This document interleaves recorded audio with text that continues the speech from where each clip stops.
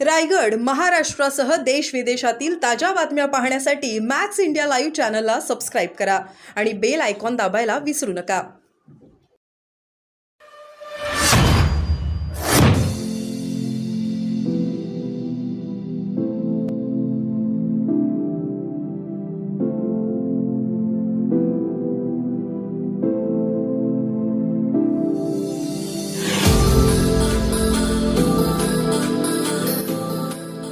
तिथेच कमी मतदान होताना दिसतंय आणि रात्री हे आकडे अजून वाढण्याची शक्यता पण असते बऱ्याचदा जर ट्रेंड पाहिला तर. काय नाही, आम्ही आता दोन गोष्टी आहे.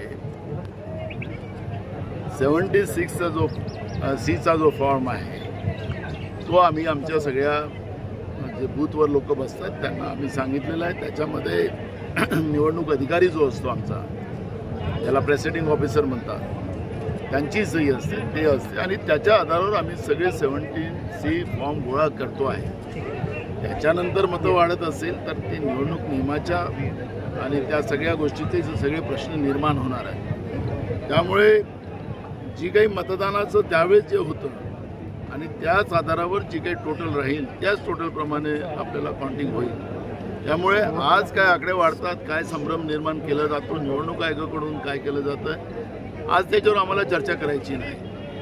त्याच्यामुळे ज्या काही गोष्टी होतील ते निवडणूक नियमासाठी ज्या काही आचारसंहिता निर्माण केली आहे त्याच्या आधारावर सगळ्या गोष्टी होणार आहेत. त्यामुळे त्याची आज आम्हाला चिंता करायची गरज नाही. 3 टप्प्यातल्या सगळ्या जागा महाविकासाकडे जिंकेल असे पद्धतीचं चित्र आहे. संभाजीनगर येथे एका दलित तरुणाने आत्महत्या केली आहे आणि त्यावरती त्यांनी फेसबुकवरती पोस्ट करून गृहमंत्र्यांवरती देखील निशाणा साधला आहे. काय सांगाल? राज्यात कायदा सुव्यवस्था राहिलेला नाही.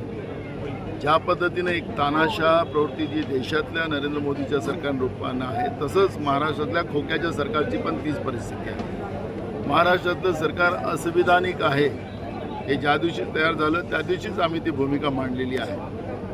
ज्या पद्धतीनं त्यावेळेचे राज्यपाल भगतसिंग कोश्यारी यांनी कुठल्याही संविधानिक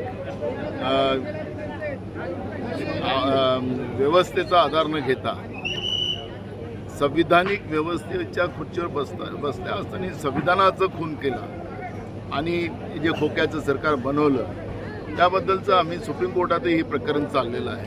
त्याचाही निकाल थोड्या दिवसात लागणार आहे. पण जे काही राज्यातलं कायदा सुव्यवस्थेचं चित्र आपण पाहिलं तर भयावह आहे. महाराष्ट्रामध्ये 15,000 मुली आणि महिला गायब आहेत. सातत्यानं विधानसभेत आम्ही प्रश्न विचारतो, त्याबद्दलही सरकार काही बोलायला तयार नाही. त्या जिवंत आहेत की मेल्या आहेत त्याच्याबद्दलची साधी चर्चा नाही. राज्यामध्ये दिवसाढवळे खून होणं या पद्धतीची परिस्थिती आहे आणि भयानक परिस्थिती आहे. त्याच्यामुळे जे औरंगाबादमध्ये ज्या मुलांनी आत्महत्या केलेली आहे त्यांनी सरळ गृहमंत्र्यालाच त्या ठिकाणी जबाबदार पकडलेला आहे आणि म्हणून ही सगळी भयावह परिस्थिती आपल्याला लक्षात येते. आज नरेंद्र मोदींनी त्यांच्या भाषणामध्ये काँग्रेस ही पाकिस्तानची बीटीएम आहे असा आरोप केलेला आहे. मोदी असं म्हणले की 4 जूनला इंडिया आघाडीची एक्सपायरी डेट फिक्स झालेली आहे. आपण कसं वाटतं मोदींच्या वक्तव्याला? मोदी बेभान झालेले आहे, मोदी घाबरलेले आहे. मोदींना झोळी लेके आहे ते झोली लेके जाने का समय आ गया आहे आणि म्हणून अशा बेभान वक्तव्य करून भारताच्या निवडणुकीमध्ये पाकिस्तानचा उल्लेख करणं याचाच अर्थ भाजपच्या पायाखालची वाळू सरकलेली आहे. म्हणून ज्या पाकिस्तानमध्ये नवाब शरीफ ज्यावेळेस देशाचे त्या प्रमुख होते त्यावेळेस बिना आमंत्रणाने देशाच्या प्रधानमंत्र्यांनी तिथं विमानानं उतरणं आणि त्या ठिकाणी ती बिर्याणीची आठवण अजूनही नरेंद्र मोदींना काही विसरलेली नाही.